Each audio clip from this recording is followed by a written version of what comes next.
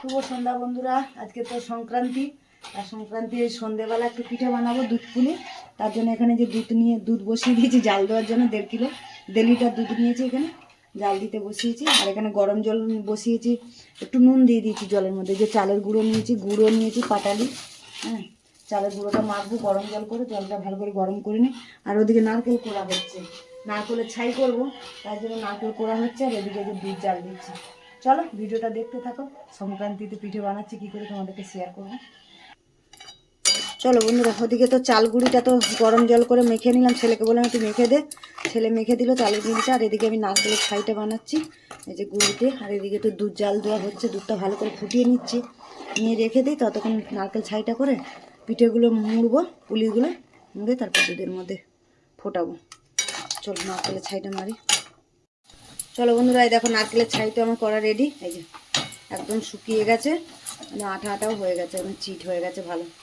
চলো নাবিয়ে নিই, এবারে পিঠে পুলিটা বানাবো। চলো বন্ধুরা, এই যে পিঠে করতে বসে গেছি। এই দেখো নারকেলের ছাই দিয়ে আর এরকম পুরটা, এই খোলটাকে বানিয়ে নিয়েছি। নিয়ে এইভাবে পুর দিয়ে এই যে এইভাবে মুড়ে মুড়ে দুধ পুলি পিঠে বানাচ্ছি। হ্যাঁ, চলো কটা বানানো হয়ে গেছে। এই যে এই কটা বানানো হয়ে গেছে, এই যে মোড়া হয়ে গেছে পুলি। আর এই কটা ছেলে আমি করছি। এই যে চলো এই কটা মুড়ে নিয়ে তারপরে দুধটা তো ফুটিয়ে রেখেছি, তারপরে পুলিটা দিয়ে ফোটাবো। চলো চলো বন্ধুরা, এই যে দুধ তো আবার ফুটাতে বসিয়ে দিয়েছি আমি। দিয়ে আর সব কটা পুলি বানিয়ে নিয়েছি। এবারে একটা একটা করে সব দুধের মধ্যে দিয়ে দেবো।